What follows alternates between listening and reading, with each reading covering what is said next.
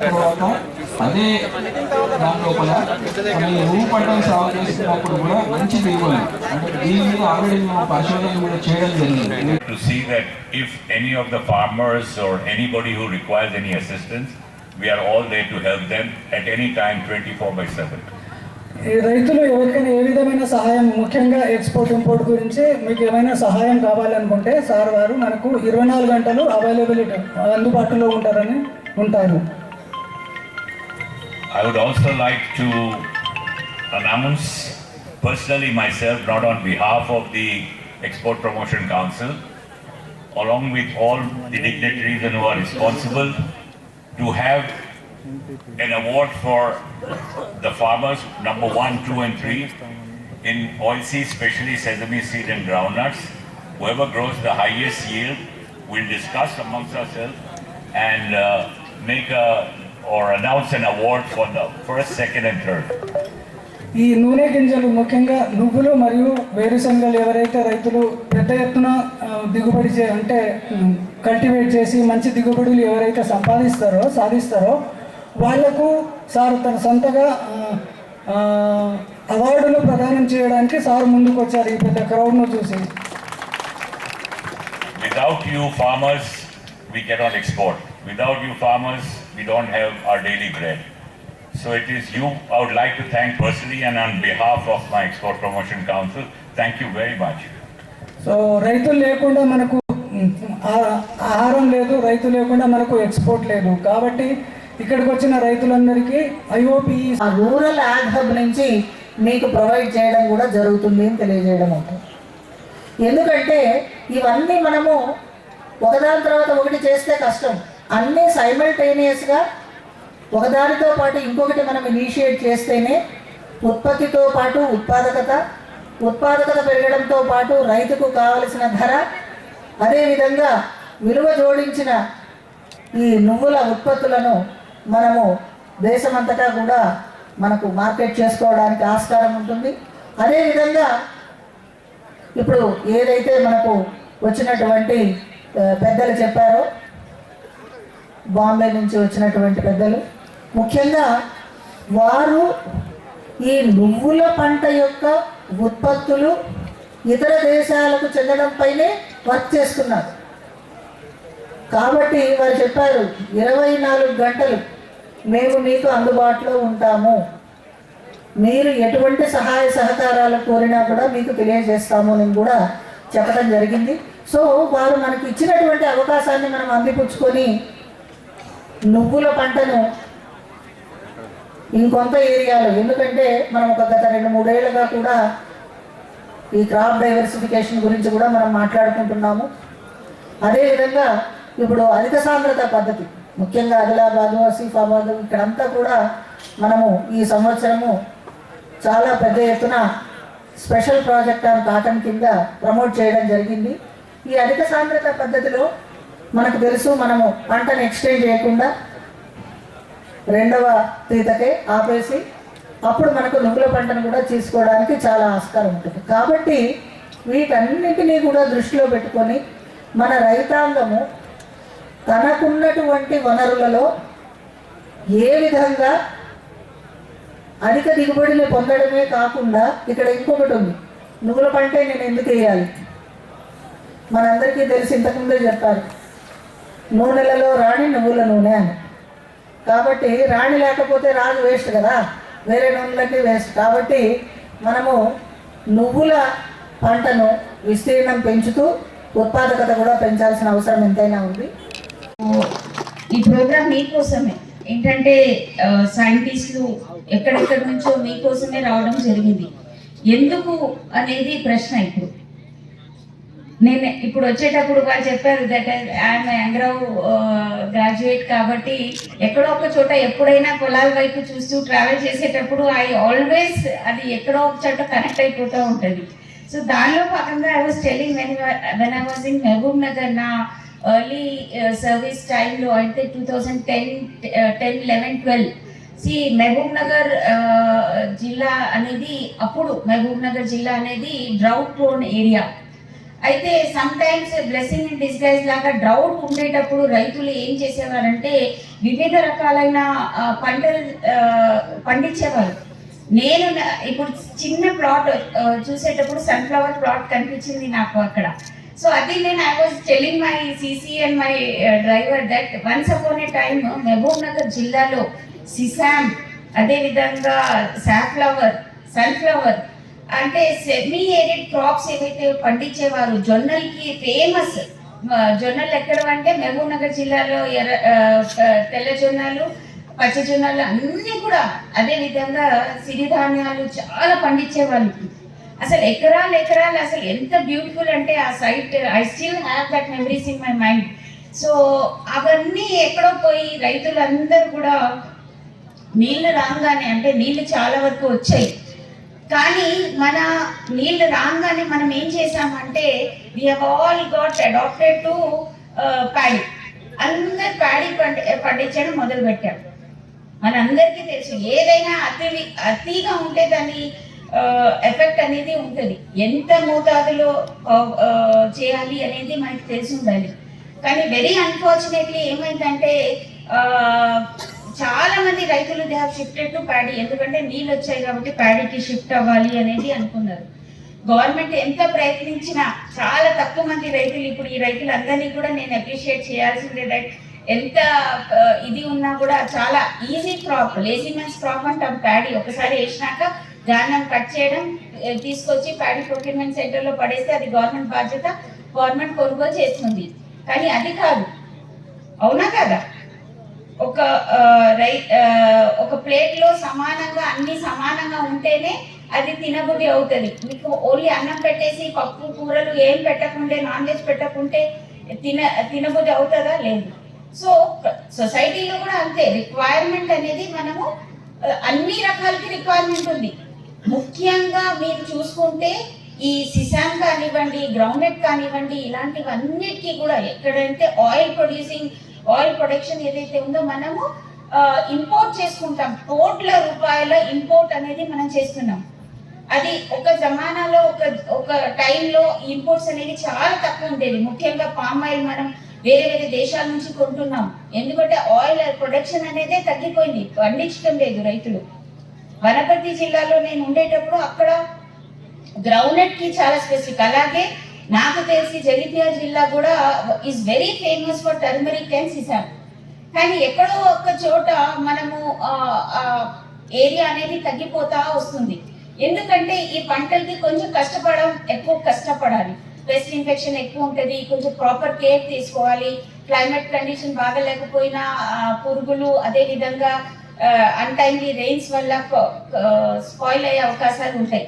కానీ ఒక మాట నేను ఎప్పుడు అంటాను, ప్రపంచం అంతా చాలా ముందుకు వెళ్ళిపోతుంది.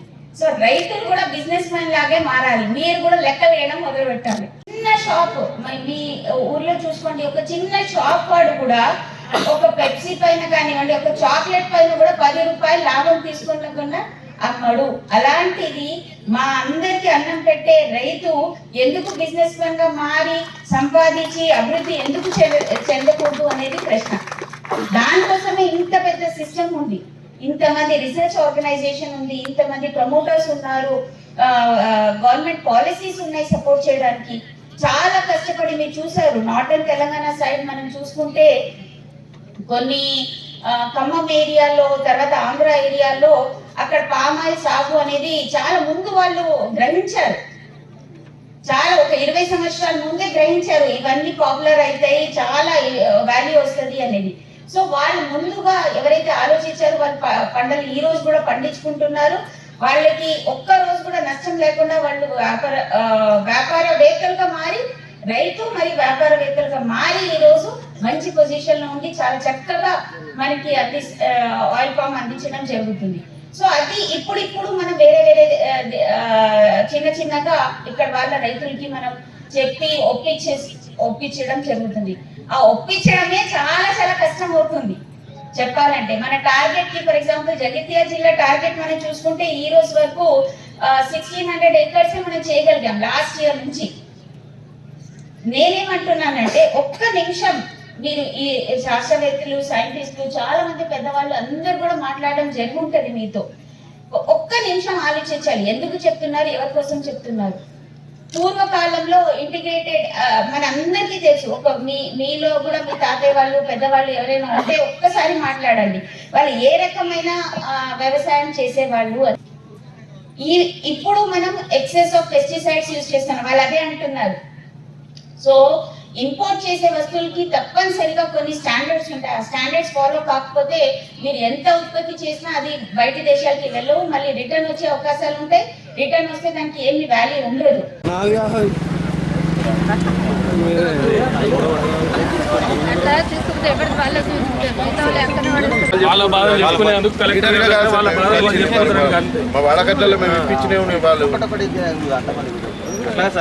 లైన్ కట్టిపోయారు సార్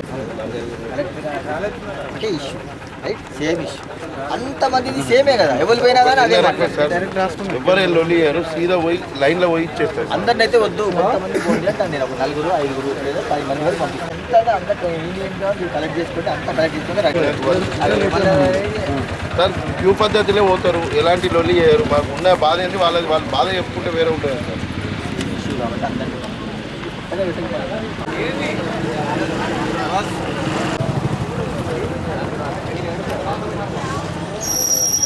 స్టార్ట్ చేసుకున్నారు, మరి వాళ్ళకి ఇప్పటివరకు ఎలాంటి అమౌంట్ రావట్లేదు. స్టార్ట్ చేసుకున్న వాళ్ళు కూడా మనకి క్యాన్సిల్ అని చెప్పి స్టార్ట్ చేసుకున్న వాళ్ళకి కష్టమైతే సార్. అదే నాకు అర్థమైంది, వాళ్ళు స్టార్ట్ చేసుకున్న వాళ్ళ పరిస్థితి ఏంటి అని అడుగుతున్నారు. సరే, అంటే వీళ్ళకి ఇందిరమ్మ ఇంట్లో ఎలిజిబుల్ చేసినా మాకు అభ్యంతరం ఏం లేదు sir. Okay, you give your representation, will forward it.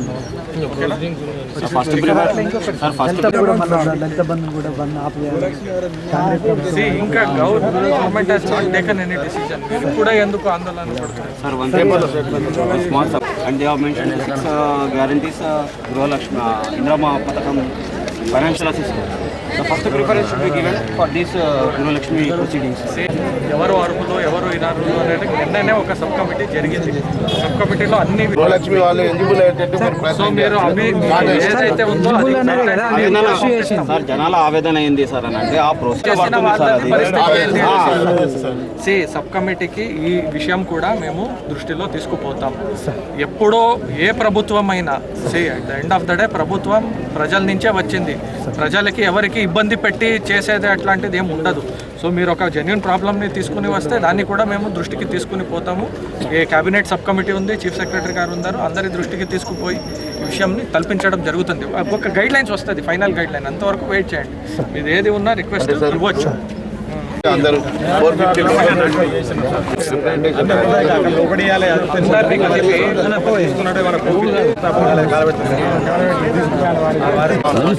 ఇల్లు స్టార్ట్ చేసి ఓకే ఫైన్, మీరంతా ఒక రిప్రజెంటేషన్ మేము కూడా ఈ దృష్టికి తీసుకున్నాం. కొందరు ఇల్లు స్టార్ట్ చేసుకుని ఉన్నారు అంటున్నారు, వాళ్ళ పరిస్థితి అనేది క్వశ్చన్.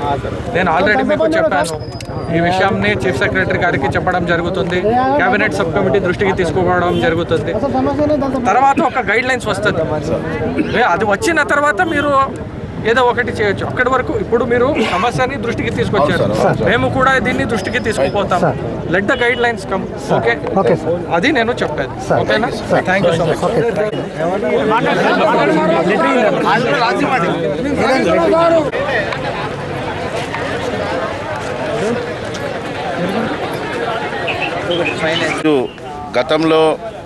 గత ప్రభుత్వం మా యొక్క టీఆర్ఎస్ ప్రభుత్వం ఉన్నప్పుడు ఇచ్చినటువంటి గృహలక్ష్మి పథక లబ్ధిదారులకు మరి కలెక్టర్ గారి నుంచి అప్పుడు ప్రొసీడింగ్ ఇవ్వడం జరిగింది. 3 లక్షల రూపాయలు మంజూరు చేసి ఇవ్వడం జరిగింది. మరి ఇప్పుడు అట్లాంటిది నిలిపివేయాలని ప్రభుత్వ ఉత్తర్వులు వచ్చిన తరుణంలో మరి ప్రజలందరూ ఆందోళన చెందుతున్నారు. మరి దీనిపై కలెక్టర్ గారు ఇచ్చిన ఉత్తర్వులు ఎలా క్యాన్సిల్ అవుతాయని మేము అడుగుతున్నాం ఈరోజు. మరి అందుకోసం కలెక్టర్ని కలవడానికి మరి వివిధ గ్రామాల నుంచి కానీ వార్డుల నుంచి కానీ ఎవరైతే లబ్ధిదారులు ఉన్నారో వాళ్ళందరూ రావడం జరిగింది. మరి వీరికి ఎలాంటి హామీ ఇస్తారు, ఎలాంటి స్పష్టత ఇస్తారనేది తెలుసుకోవాలని మరి అందరూ చూస్తున్నారు. దీని గురించి మరి ఇప్పుడు అందరూ దరఖాస్తులు చేసుకోవడానికి కూడా రావడం జరుగుతుంది. ఇస్తారా? 6 గ్యారంటీలలో ఇస్తున్నటువంటి మరి వీరికి ఎవరికైతే ప్రొసీడింగ్ ఇచ్చారో మీరు ఇదే లబ్ధిదారులకు మరి ఇప్పుడు ఇందిరమ్మ గృహం కింద 5 లక్షల రూపాయలు కూడా ప్రొసీడింగ్ ఇస్తారా, మరి ఇవే 3 లక్షలు ఇస్తారా అన్నది మీరు ఒకటి స్పష్టత ఇవ్వాలని చెప్పి మేము ప్రభుత్వాన్ని కోరడం జరుగుతుంది.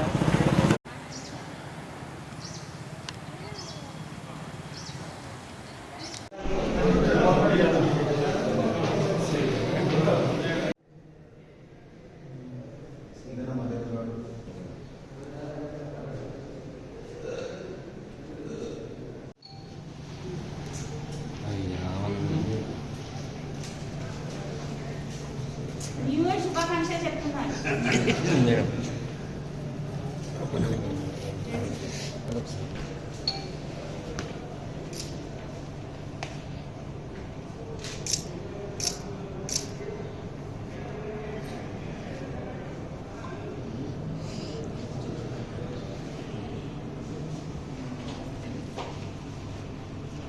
Right to the State Election Commission, because that is to be treated as a casual vacancy.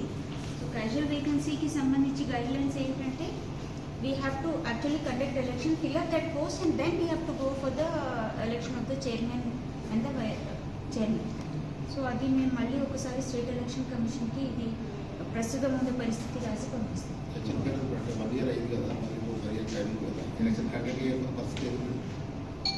Election conduct చేయాలండి, చేసిన తర్వాతే క్యాజువల్ వేకెన్సీ చట్ట ప్రకారం క్యాజువల్ వేకెన్సీ కాబట్టి ఎలక్షన్ కండక్ట్ చేసిన తర్వాత చైర్మన్ గారి ఎన్నిక జరుగుతుంది, అది ప్రొసీజర్. సో ఇది ఆల్రెడీ అప్పుడుండే పరిస్థితుల్లో మేము లెటర్ రాసాం, but all these days vice chairman గారు వాజ్ హోల్డింగ్ ద చార్జ్ కాబట్టి మళ్ళీ దానిపైన ముందుకు వెళ్ళలేదు. నౌ దట్ ఇది వాళ్ళ రిక్వెస్ట్ ఉంది కాబట్టి ఇది యాక్సెప్ట్ చేస్తూ we'll send it to the state election commission for further orders. వాళ్ళు నోటిఫై చేయాల్సి ఉంటుంది. Okay, thank you. Specifically chairman గారే సైన్ పెట్టేది ఏం ఉండవు, and there is no post. So it will happen whatever the works they have sanction council, that will be happening, and as a vice chairman will be there. Will be vice chairman. స్టేట్లో మొత్తం మాది different case అయిపోయింది sir. Right to the State Election Commission, so they can clarify the companies to request money.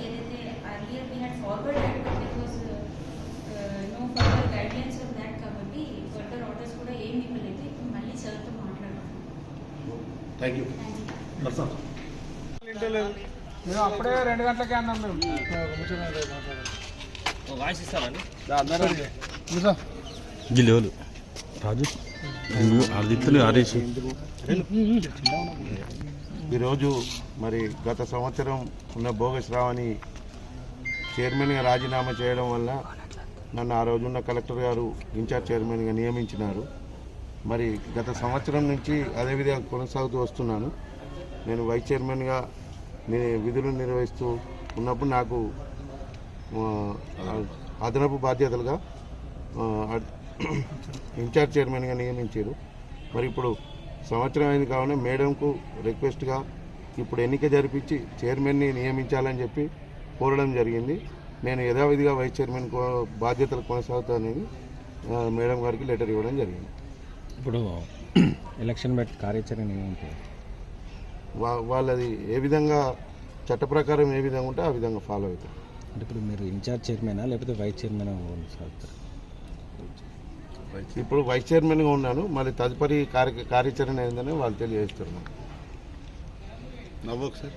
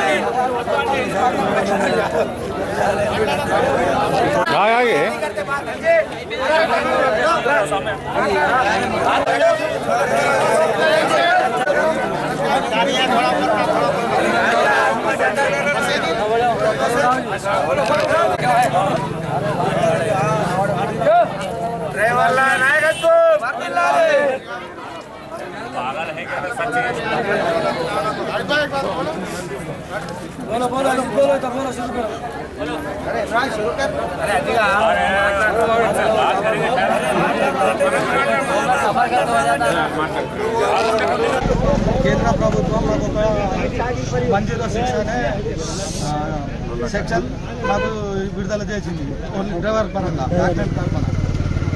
Accident అనేది అకస్మాత్తుగా జరిగింది. దానికి 10 సంవత్సరాలు jail శిక్ష, 7 లక్షల రూపాయలు జరిమానా. అంటే మేము చేసుకున్నది డ్రైవర్ 7 లక్షల రూపాయలు ఉండి 10 సంవత్సరాల జైలు శిక్ష అనుభవించి మేము బతకాలనుకునేది అయితే ఈ డ్రైవర్ ఫీల్డ్కి అనేది రాకుండా మా దగ్గర అంత స్తోమత ఉండి ఉంటే డ్రైవర్ అనేది చేయడు. ఈ డ్రైవర్ శిక్ష అమలు చేసింది వాళ్ళకు డ్రైవర్లకు. డ్రైవరు అనుకొని చేయడు. యాక్సిడెంట్ అనేది అనుకొని చేసేది కాదు, అకస్మాత్తుగా జరిగేదే యాక్సిడెంట్. దానికి ఇటువంటి రూల్ పెట్టిరు అంటే దానికి ముందు మన రోడ్లు కరెక్ట్ లేవు. మన స్టేట్లో రోడ్లు కరెక్ట్ లేవు. మన ఇండియాలో బయట కంట్రీ మీరు ఉదాహరణకు తీసుకుంటే బయట కంట్రీలలో రోడ్ల మీద దాని సెక్షన్ ప్రకారం లైన్స్ ఉంటాయి. అప్పుడు అలా చేసినప్పుడు మాకు ఇటువంటి శిక్ష అనేది అమలు చేయరు. అప్పుడు డ్రైవర్ బాధ్యత తీసుకుంటాడు. మేము కరెక్ట్ ఉంటాం. రోడ్లు కరెక్ట్ లేవు, అసలు మెయిన్ రోడ్లు కరెక్ట్ లేవు. ఇటువంటి జీవ బాధ్యత అది కరెక్ట్ కాదు. ఒకవేళ అంతా మా దగ్గర స్తోమత ఉండి ఉంటే 7 లక్షల జరిమానా కట్టి 10 సంవత్సరాలు జైలు అనుభవించి బతకాలనుకుంటే మీ డ్రైవర్ ఫీల్డ్కి రారు. అది మా ఇప్పుడు ఈ జరిమానాతోటి మేము భరించుకోవాలనుకుంటే నేను పోయి అక్కడ ఉంటే మా ఫ్యామిలీలు ఏం కావాలి, మా పిల్లలు ఏం కావాలి, మేము ఎట్లా ఇది కావాలి, మా కుటుంబ సభ్యులు బతకడానికి వీలు పడదు. ఇది మాకు ఈ సెక్షన్ 106 సెక్షన్ ఉన్న దీన్ని రద్దు చేయాలని మేము ఒక ధర్నా పరంగా ఇక్కడికి వచ్చినాము. మాకు న్యాయం జరగాలని చెప్తున్నాము. మా